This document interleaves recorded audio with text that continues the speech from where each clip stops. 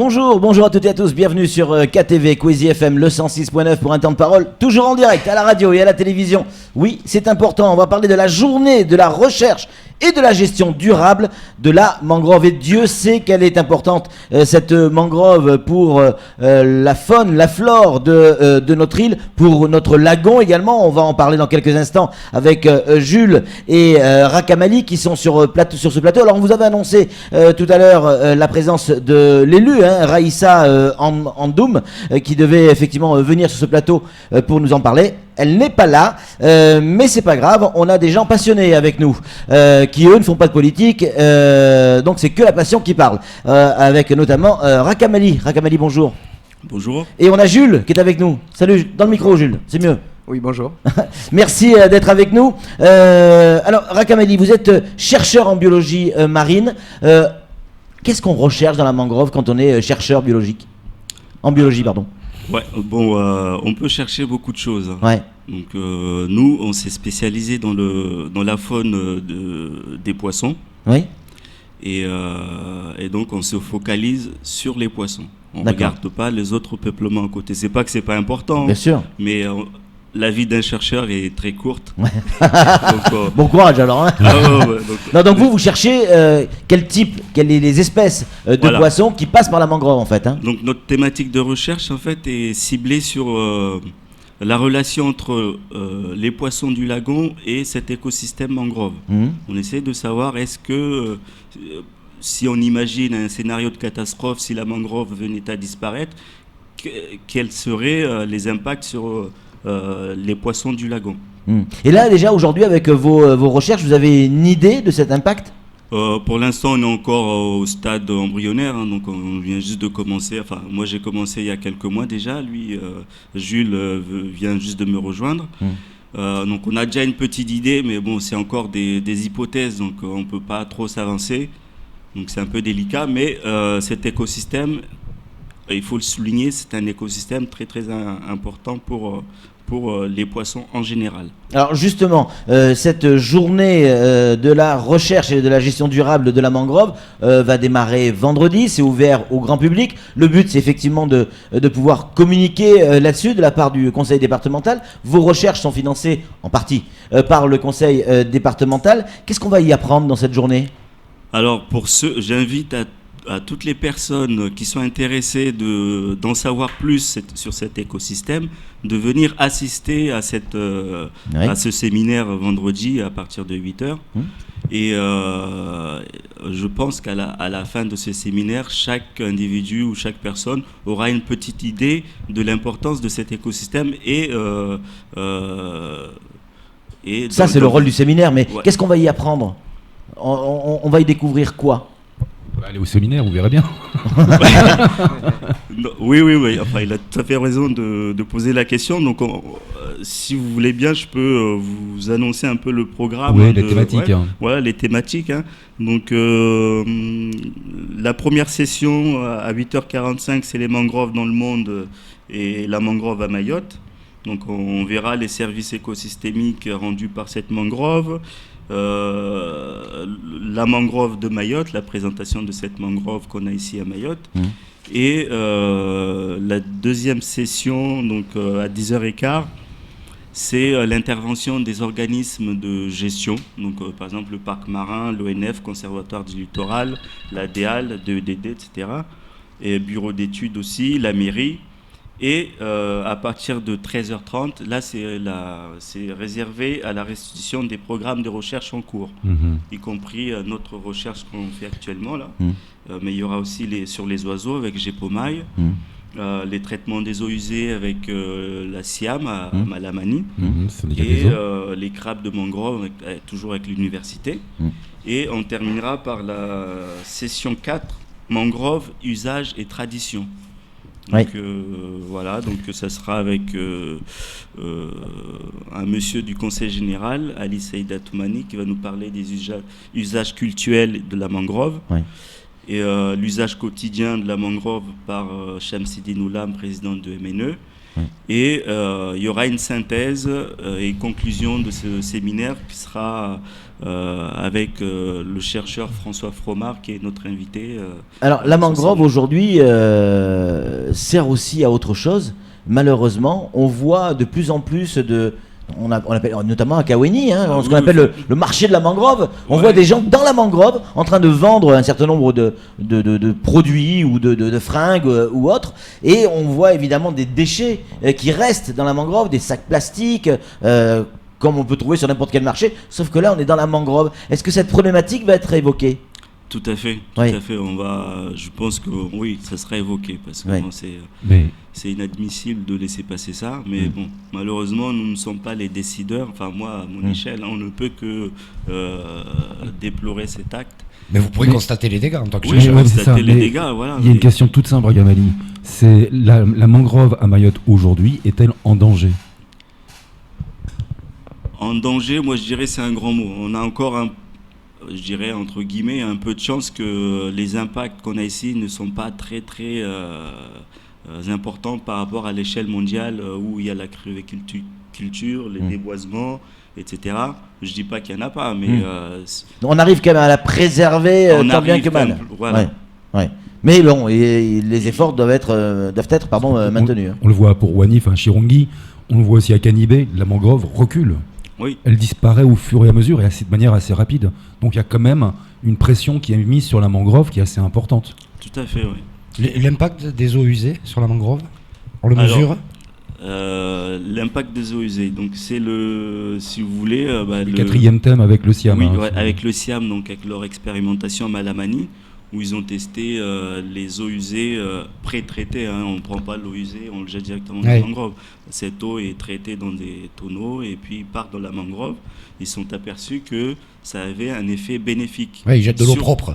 De l'eau plus ou moins propre avec des éléments nitrites, nitrates, enfin essentiels aux plantes. Et bon, la mangrove, elle est contente. Et après, au niveau de la faune souterraine... C'est moins bien.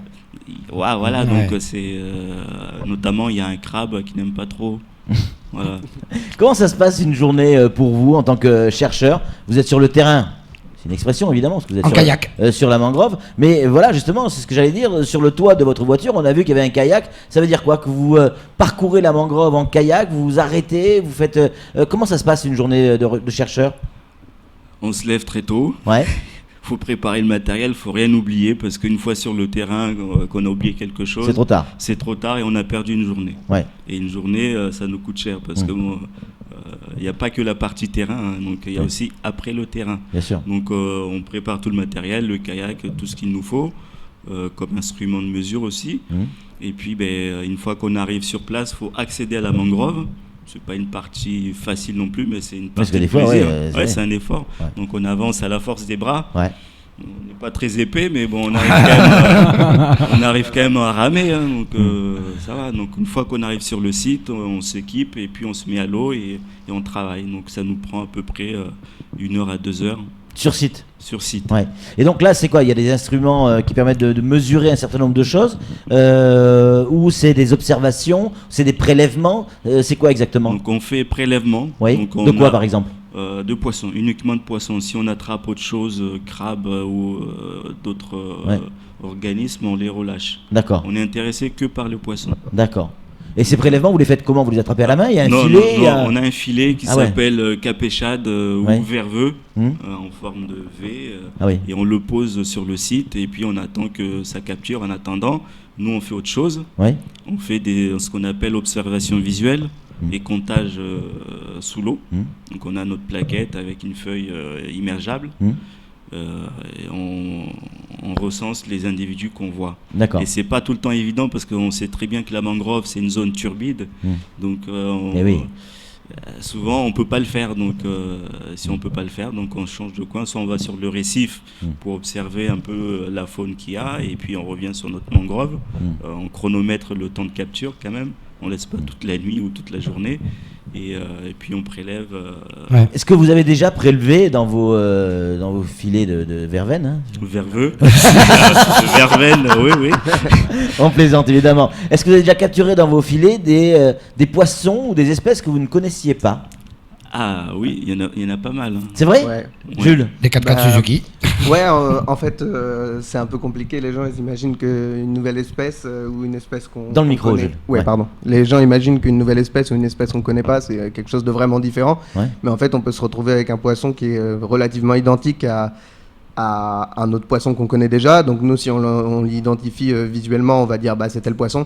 Mais en fait, quand il y a des analyses génétiques qui sont faites dessus, bah on se rend compte que c'est pas le même. Mais bon, c'est pas ce que les gens imaginent. Une nouvelle Ouais. espèce, c'est en fait Un c'est- monstre, on a voilà, vu, voilà, le non, monstre des mangroves. Ça peut être exactement Non. le même poisson, mais Ouais. qui est différent génétiquement. Et pour Ouais. ça, bah là, il faut faire des analyses génétiques. Il n'y a que ça qui peut dire que c'est une nouvelle espèce. Et ça coûte un peu cher. Donc généralement, on le fait pas. Donc souvent, on a des nouvelles espèces. Sans vraiment le savoir, et parce que c'est une question de budget. Pour savoir si c'est une nouvelle espèce, il faudrait beaucoup d'argent et aller faire séquencer. Ouais. Qu'est-ce que ça peut changer pour nous, les citoyens de Mayotte, les amoureux de la nature, et notamment de la mangrove, de savoir qu'il y a une nouvelle espèce ou pas? Qu'est-ce que ça peut changer pour nous? Ah, c'est une bonne question. Ouais. Je payais très très cher pour ça.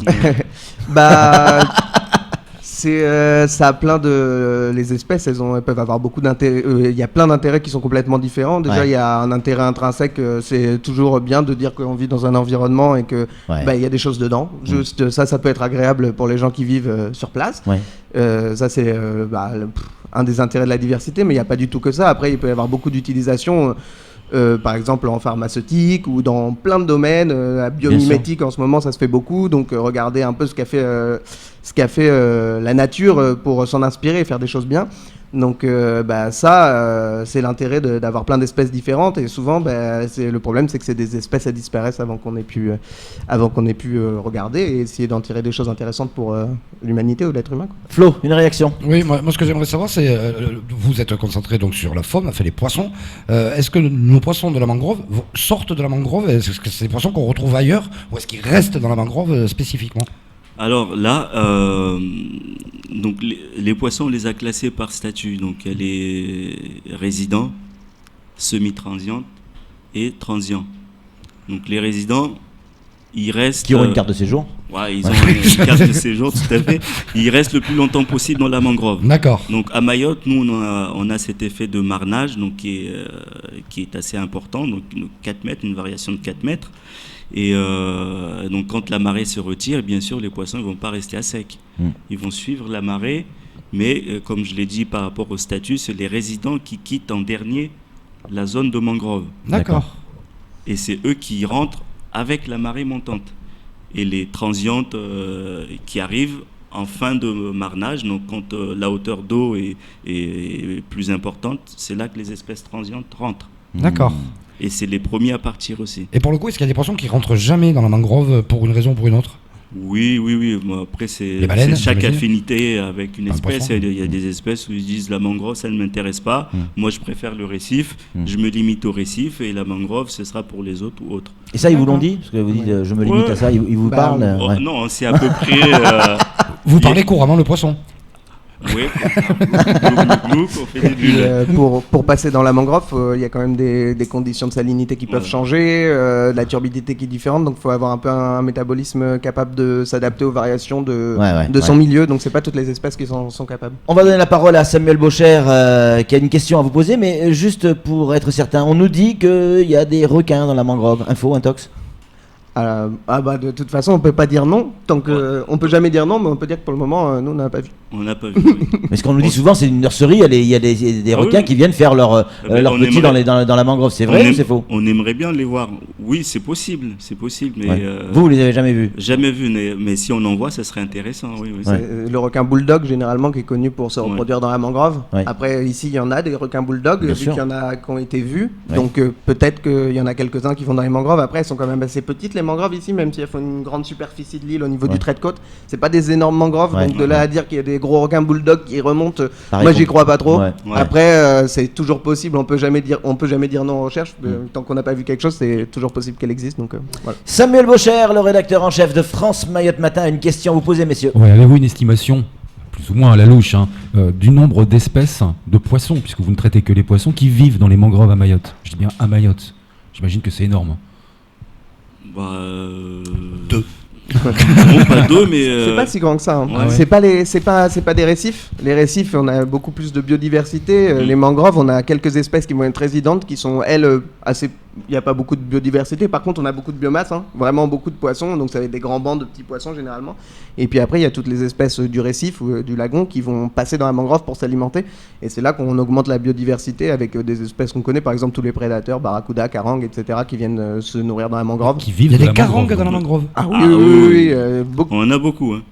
Tous les prédateurs du récifaux, généralement, peuvent venir dans la mangrove. Généralement, quand ils sont jeunes, on capture beaucoup de jeunes individus.